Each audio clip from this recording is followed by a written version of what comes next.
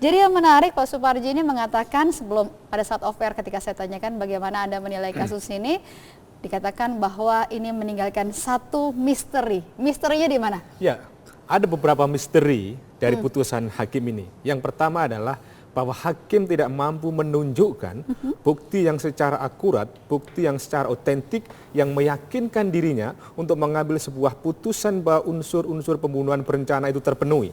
Kemudian misteri yang kedua adalah kalau kemudian jaksa, kemudian hakim meyakini bahwa Jessica adalah pelaku pembunuhan berencana, kemudian tidak ada alasan yang meringankan apapun, kemudian tuntutannya dan putusannya hanya 20 tahun. Saya kira adalah sebuah misteri besar yang mengapa kemudian seperti itu. Dimanapun kalau tidak ada alasan yang meringankan dan kemudian ada sah meyakinkan pembunuhan berencana dilakukan, mestinya tuntutan atau vonisnya itu adalah maksimal. Kemudian apakah ini karena pengaruh intervensi Australia pada waktu itu yang kemudian dia akan membantu proses penyelidikan dan penyidikan Jessica seandainya tidak diancam dengan hukuman mati. Kemudian misteri yang ketiga adalah nama yang diungkap di akhir persidangan yang disebut oleh Jessica maupun kuasa hukum dari Jessica menyebut nama Arif, menyebut nama Rangga yang bersumber dari Amir, kemudian tidak ditindaklanjuti. Saya kira adalah misteri yang kemudian menimbulkan persoalan hukum di kemudian hari gitu. Terkait dengan hal ini memang menjadi satu perdebatan. Banyak juga pakar hukum yang mengatakan bahwa apa yang dilakukan oleh hakim ini tidak menggunakan direct evidence tapi menggunakan circumstantial evidence. Ini bisa dilakukan untuk kasus ini.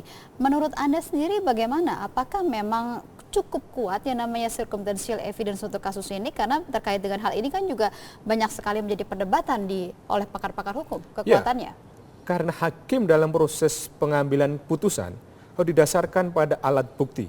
Dan kemudian alat bukti itu tentunya harus dicari yang paling akurat.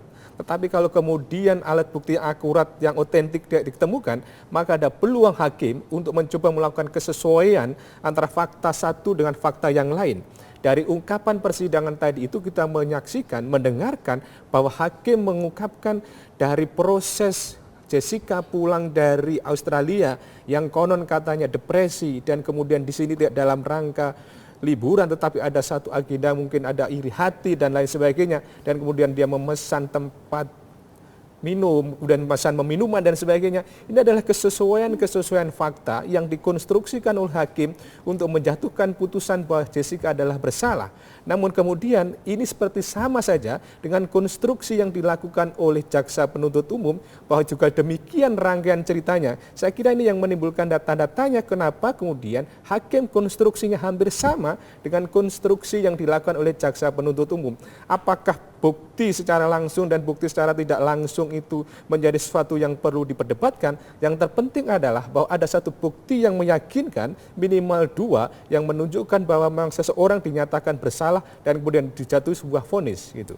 Adakah kata-kata dalam pertimbangan hakim yang menunjukkan bahwa hakim juga tidak terlalu yakin?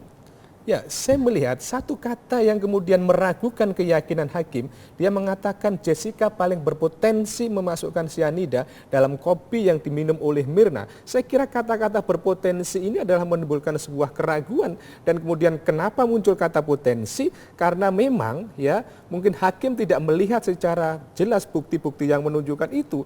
Akhirnya kan hakim hanya menggunakan satu alat bukti yang mana kalau tidak dia siapa lagi. Akhirnya kita itu ada satu prinsip bukti permulaan atau kemudian ada satu prinsip ada dugaan yang kalau tidak dia siapa lagi. Akhirnya sangat sederhana sekali logika yang dibangun oleh hakim dan kemudian ini sangat membahayakan. Karena apa? Karena menyangkut nyawa orang baik yang meninggal maupun yang akan dipenjarakan.